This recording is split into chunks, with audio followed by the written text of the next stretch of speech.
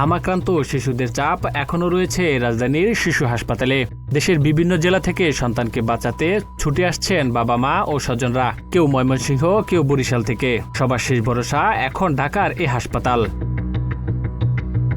হাসপাতালের বেডে বসে ছোট্ট তাইবার যত্ন নিচ্ছেন মা আফরোজা। হামে আক্রান্ত হয়ে প্রথমে ময়মনসিংহে চিকিৎসা চলছিল, কিন্তু হঠাৎ অবস্থার উন্নতি না হওয়ায় চিকিৎসকরা তাকে ঢাকায় রেফার করেন। ময়মনসিংহ ডাক্তার দেখাইছিলাম, ওই জায়গায় ময়মনসিংহ বড় ডাক্তার দেখে বলছে আর হাম হয়েছে। ওর ময়মনসিংহ সরকারি হসপিটালে ভর্তি ছিলাম, ওই জায়গায় উন্নতি একটু কম, এই জন্য ওইখান থেকে রেফার করে যে শিশুতে নিয়ে এসে ডাক্তারও তো সমস্ত পরীক্ষা নিরীক্ষা দিছে, কিছু কিছু পরীক্ষা এখনও বাকি আছে, আসতে 72 ঘন্টা পরে আসবে। আর বাকি রিপোর্ট মোটামুটি ভালো, একটু মানে নিউমোনিয়াটা আর কি বেশি আর কি, ওর ভিতরে ইনফেকশনটা বেশি হবে। তো বাংলাদেশের জন্য তো বলছে শিশু হসপিটালে সবচেয়ে ভালো, ওই জায়গায় চিকিৎসা সুস্থ হইব, তারপরে তো বাড়িতে যাবো। 3 দিন ধরে রাজধানীর শিশু হাসপাতালে চিকিৎসা নিয়েছে তাইবা। জ্বর কমলেও পুরোপুরি শঙ্কা কাটেনি, কারণ তখনও নিউমোনিয়ার প্রভাব ছিল তার দেহে। অন্যদিকে 5 দিন ধরে হাসপাতালে ভর্তি ছিল জিসান। বরিশাল থেকে নাতিকে নিয়ে ঢাকায় আসছেন নানা মাহবুব। বরিশালেও চিকিৎসা চলছিল, কিন্তু অবস্থার উন্নতি না হওয়ায় শেষমেশ ঢাকায় রেফার করা হয়। আমরা বরিশাল থেকে আসছি, আমরা 5 দিন ধরে আসছি। আমাদের রোগী খুব আশঙ্কাজনক ছিল, ইনশাআল্লাহ এখন একটু ভালো হয়েছে। আমরা প্রথমে বরিশালের শেরেবাংলা ভর্তি করছিলাম, ইসলিমে ভর্তি করছিলাম, তারপর রাহাতানোর করে একটা ক্লিনিক আছে, সেখান থেকে রেফার করছে এখানে। ডাক্তার বলছিল ওর হাম হয়েছে, নিউমোনিয়া হয়েছে, এটা বলছিল। ওখানে ওই রকমের চিকিৎসা পাইনি, আমরা এখানে আসছি। এখানে ইনশাআল্লাহ এখন ভালো। এখানে নার্স বলছে, ডাক্তার বলছে যে হ্যাঁ কিছুদিন পর থাকতে হবে আপনাদের, তারপর একটু সুস্থ হবে আর কি, এরকম বলছে। আমরা অনেক খুশি আল্লাহর কাছে আর কি। শুধু তাইবা বা জিসান নয়, এমন অনেক শিশু প্রতিদিনই ভর্তি হচ্ছে হাসপাতালে।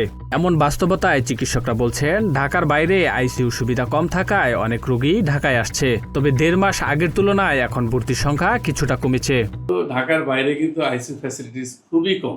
প্রাইভেটে কিছু কিছু জায়গায় বড় বড় হাসপাতাল থাকতে পারে, কিন্তু অত্যন্ত ব্যয়বহুল, এটা তো সাধারণ পাবলিক পারবে না। কিন্তু সরকারি লেভেলগুলোতে আইসিইউ খুবই কম। আর সেগুলো আবার হামের রুগী, মনে করেন যে একটা 5টা আইসিইউ আছে, একটা নর্মাল একটা রুগী আছে, সেখানে 4টা রুগী আছে, খালি আছে, কিন্তু হামের রুগী কিন্তু ঢুকাতে তারাই বাধা দিচ্ছে। হ্যাঁ, তারা আমার ভয় পাচ্ছে, আর অনেক সময় নেওয়াও হচ্ছে না। এই জন্য আলাদাভাবে আইসিইউ তো এত তাড়াতাড়ি সম্ভব না। যেখানে করা সম্ভব সেখানে তারা ম্যানেজ করতে পারবে। আইসিইউর মধ্যে এখানে ধরেন হাই ফ্লো, কিছু ভেন্টিলেটর আর কিছু বাবল সিপিআর থাকলেই হয়ে যায়, যাতে এক্সট্রা অক্সিজেনটা আমরা তাকে সাপোর্ট দিতে পারি, অতিরিক্ত অক্সিজেনটা আমাকে তার লাংসের ভিতরে আমরা দিতে পারি। এর জন্য যদি সুযোগ সুবিধা করা যায় তাহলে করা যাবে। তবে আইসিইউ ভোট করে করা সম্ভব না, কারণ এখানে ধরুন ইনস্ট্রুমেন্ট দিলে ভালো, ইনস্ট্রুমেন্ট পয়সাতে কিনে ফেললে সরকার দিল বাপরে, কিন্তু এটা চালানোর মতো man power, skilled personal, even এখানকার ওয়ার্ড বয়টা পর্যন্ত আমার স্কিল হবে। আসলে হাম তো প্রচণ্ড ছোঁয়াচে রোগ, একটি বাচ্চা থেকে আরেকটি বাচ্চার মধ্যে দ্রুত ছড়িয়ে যায়। তো এত বেশি রোগীর চাপ চলে আসতেছে। আর শেরেবাংলা মেডিকেল কলেজ হাসপাতাল আপনারা জানেন যে খাতায় কলমে 1000 বেডের হাসপাতাল হলো, এখানে রুগী থাকে সবসময় 2000+। তো এত জনবসতি পূর্ণ বা এত ঘনবসতির একটা মেডিকেল কলেজে আসলে হামের রোগীকে আইসোলেট করে রাখা এবং এর বিস্তার রোধ করাটাই একটা বড় চ্যালেঞ্জ। এই চ্যালেঞ্জটার মুখে আমরা পড়ছি।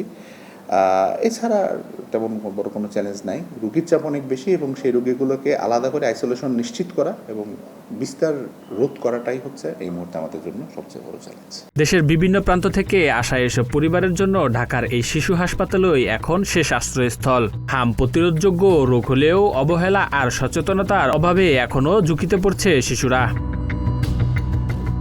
এদিকে আইসিইউ সংকট নিয়ে চিকিৎসকরা বলছেন হঠাৎ করে হামের প্রকোপ বেড়ে যাওয়ায় চিকিৎসা দিতে গিয়ে চ্যালেঞ্জের মুখে পড়ছেন তারা। আর হামে আক্রান্তদের সর্বোচ্চ গুরুত্ব দিয়ে চিকিৎসা দেওয়ার নির্দেশনার কথা জানান বিভাগীয় স্বাস্থ্য পরিচালক। হাম প্রতিরোধের জন্য আমরা আসলে আন্তরিক এবং আমরা কাজ করছি। আমাদের কিছু লিমিটেশন আছে, আমাদের চিকিৎসকরা ওরিয়েন্টেড। আপনারা কিন্তু হামের জন্য কোনো কাউকে বাইরের থেকে কোনো ওষুধ কিনতে হয় না। এর জন্য স্যাম্পল কালেকশনটা কিন্তু সরকারিভাবে হচ্ছে, ভ্যাকসিনটা কিন্তু সরকার বিনামূল্য দিচ্ছে। এখন আমাদের বেড সংখ্যা একটু কম থাকতে পারে, সেখানে আমাদের লিমিটেশনে তারপর আমরা চেষ্টা করছি হামকে অগ্রাধিকার দিয়ে যাতে এর চিকিৎসা করা যায়। সেক্ষেত্রে স্বাস্থ্য বিভাগ যত কিছু করা দরকার সেটা করবে, এটা সরকার নির্দেশনা আছে এবং বিভাগীয় পর্যায় থেকে আমরা কার্যকর করব। বিশেষজ্ঞদের মতে নিয়মিত টিকাদান নিশ্চিত করা গেলে এমন পরিস্থিতি অনেকটাই নিয়ন্ত্রণে আনা সম্ভব। শাইনুল ইসলাম নূর, প্রতিদিনের বাংলাদেশ।